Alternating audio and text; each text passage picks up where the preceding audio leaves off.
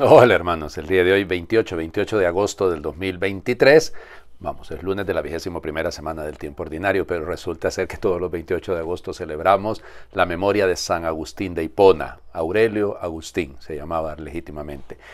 Vamos, uno de los más grandes teólogos de la historia, doctor de la Iglesia, así lo declaró el Papa en 1295, y vamos, uno de los padres de Occidente, insisto, de los tres grandes doctores de Occidente. Él nace en el año 354, en noviembre, un 13 de noviembre del 354, en Tagaste, al norte del África. Pues se supone que su familia era de origen africano, en el sentido de que era bereber, pero son latinos. Todo el norte de África, ¿no?, en esta época es netamente latinizado hasta la llegada de los vándalos.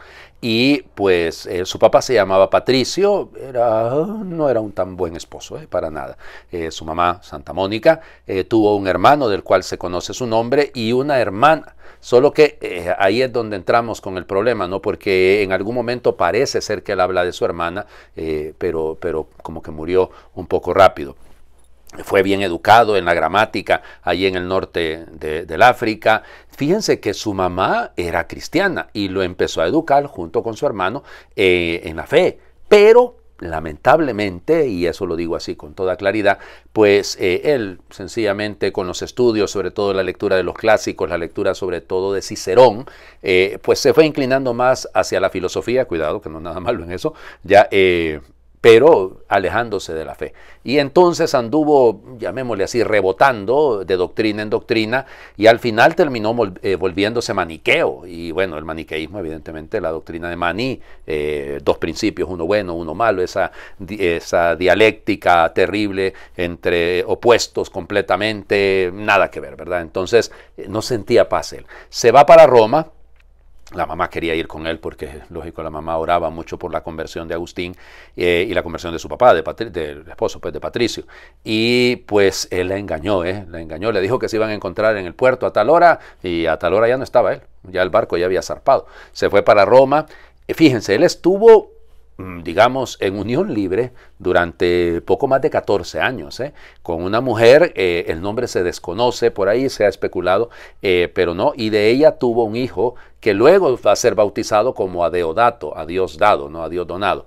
Y bueno, él se va a Roma. Ahí les digo, se enfermó gravemente, y un amigo de él, filósofo, colega de él, más gramático que otra cosa, Símaco, le ayudó a irse a Mediolanum, es decir, a Milán, y allá va como profesor de gramática, es decir, como profesor de escuela, para que me lo entiendan, educador. Y allá se topó con San Ambrosio de Milán. Ay, San Ambrosio era un teólogo y filósofo consumadísimo, ¿no? Él había sido también sencillamente educado como abogado, pero había llegado a ser obispo de Milán, arzobispo de Milán. Y bueno, escuchando los sermones de Ambrosio y las lágrimas de su mamá, empezó el proceso de conversión de Agustín. Cayó en sus manos, pues, los textos de la palabra de Dios, y ahí empezó el tema, leyendo las cartas de San Pablo, y vamos, realmente deja entonces, sin dejar propiamente el neoplatonismo, entra como catecúmeno, ¿no? Y ahí en el proceso catecumenal será bautizado junto con su hijo por Ambrosio. Y entonces, ya les digo, la belleza de cómo los santos se van juntando, ¿no? Y entonces, pues llegó la mamá, porque la mamá de hecho conoció a Ambrosio, según la tradición, y resulta que todo viene de ahí, ¿no? Del hecho que en algún momento San Agustín recibió la palabra de Dios. Un amigo de él que se llamaba Lipio le dijo: toma y lee, y lo puso a leer los pasajes de la Biblia. Y leyendo, si mal no estoy, el capítulo 13 de la carta a los romanos, nada de comilonas, ni de bebiatas, ni nada de lujurias, nada de desenfreno, nada de esas envidias. Ustedes lo que tienen que hacer es revestirse de Cristo, y no se preocupen por satisfacer sus concupiscencias, sus inclinaciones. Y ahí vino la conversión. Y entonces, en el año 385 se hizo bautizar finalmente, y bueno, ya empieza el proceso, ¿no? Resulta ser que deciden regresar con su mamá a ¿cómo se llama?, al norte de África, regresar a Tagaste, pero la mamá va a morir en Ostia. Perdón, fue catecúmeno 3 años. Empezó entonces en el 385 y va a ser bautizado, no, en el 387, junto con su hijo. Y bueno, en lo que iban de regreso pues a África del Norte, a Tagaste, muere la mamá en el puerto de Ostia. Y bueno, ahí sencillamente lo que dice San Agustín de su mamá realmente es hermoso. Empieza a vivir, llega a ser sacerdote, estando ahí en Tagaste, forma una pequeña comunidad de personas, algo así como un pequeño monasterio alrededor de él y todo. Intentaba por todos los medios Agustín no ir nunca a un pueblo que no tuviera obispo, para que no lo eligieran a él. Y resulta ser que llega a Hipona y ahí nomasito lo capturaron y lo nombraron obispo de Hipona. Ay, Dios mío, eso es en el año más o menos 391 y resulta ser, por andar buscando parece ser alguien que viniese a formar parte de la comunidad. Bueno, en fin, y ya les digo, su obra extraordinaria en contra de los maniqueos, de los donatistas, de los pelagianos, o sea, su doctrina, sus escritos, Dios mío, el que no haya leído algún sermón de Agustín, las confesiones, el Civitate Dei, la ciudad de Dios, las retractaciones, o sea, sus libros son el Doctor de la Gracia, porque todo su tema va girando alrededor de la gracia de Dios. Bueno, por el tiempo ya tengo que ir terminando, ¿no? Realmente es uno de los grandes santos de la historia. Lamentablemente cuando lo leen mal, cuando no lo leen con sentido eclesiástico, entonces terminan ocurriendo herejías. Y entre ellas es evidente el jansenismo, el mismo luteranismo, ¿ya? Porque de alguna manera Lutero decía, se apoyaba en Agustín, pero leyéndolo mal, no leyéndolo completo. En fin, no es cuestión de juicio. Va a morir allí en Hipona en un 28 de agosto del año 430.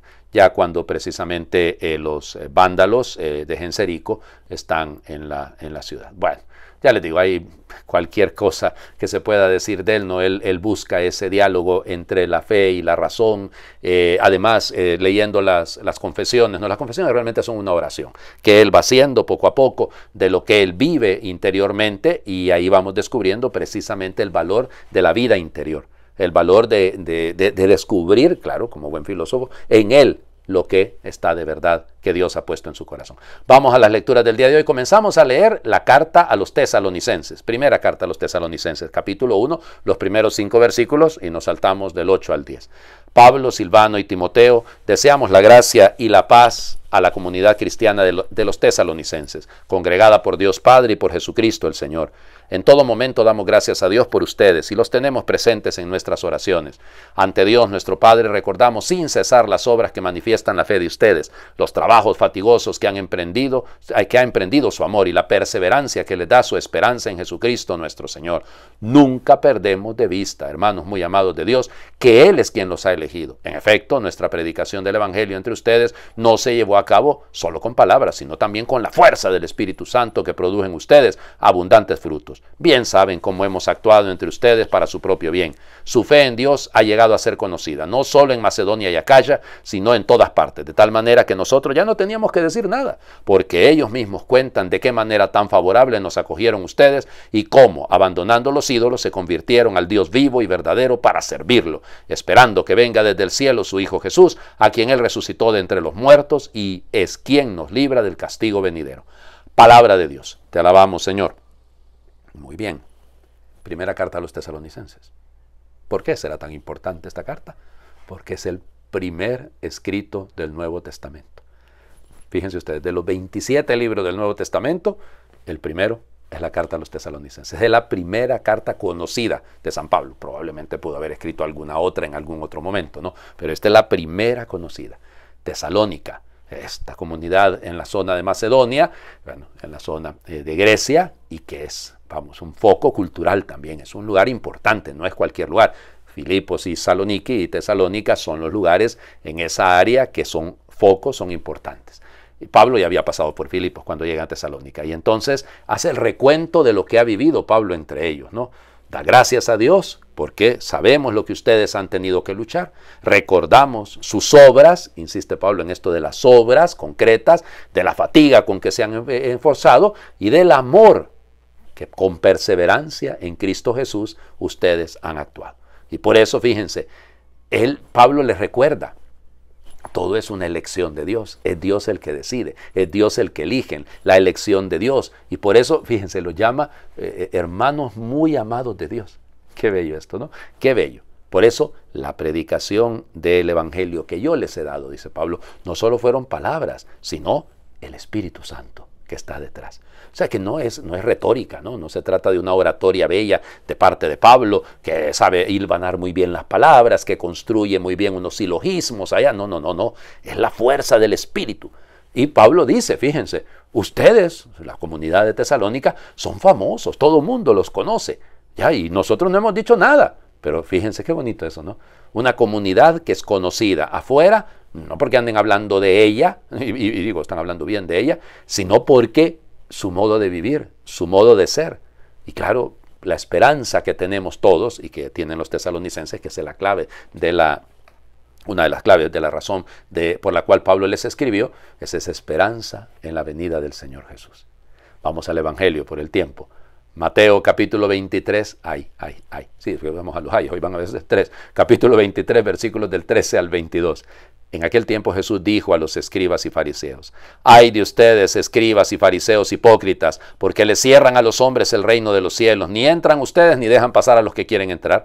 Ay de ustedes, escribas y fariseos hipócritas, que recorren mar y tierra para ganar un adepto, y cuando lo consiguen, lo hacen todavía más digno de condenación que ustedes mismos. Ay de ustedes, guías ciegos, que enseñan que jurar por el templo no obliga, pero que jurar por el oro del templo sí obliga. Insensatos y ciegos. ¿Qué es más importante, el oro o el templo que santifica el oro? También enseñan ustedes que jurar por el altar no obliga, pero que jurar por la ofrenda que está sobre él sí obliga. Ciegos. ¿Qué es más importante, la ofrenda o el altar que santifica la ofrenda? Quien jura pues por el altar, jura por él y por todo lo que está sobre él. Quien jura por el templo, jura por él y por aquel que lo habita. Y quien jura por el cielo, jura por el trono de Dios y por aquel que está sentado en él. Palabra del Señor. Gloria a ti, Señor Jesús.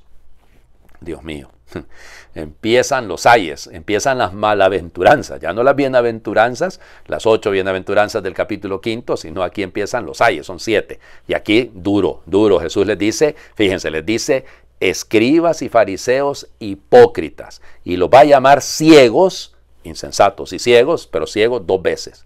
Lo peor del caso es que no dejan entrar.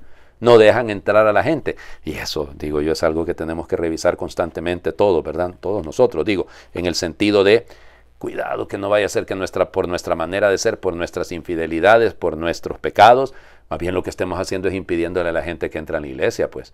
Nosotros también podemos ser de esos escribas, expertos en la palabra, pero fariseos, ciegos, guías ciegos, que sencillamente estamos queriendo conducir cuando no somos capaces ni siquiera de vivir aquello que decimos. Por eso, fíjense, lo dice Jesús, ¿no?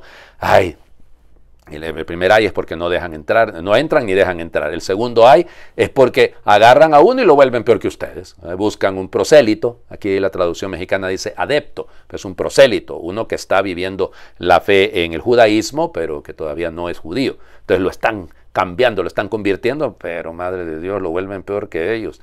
Y lo otro es eso, jurar.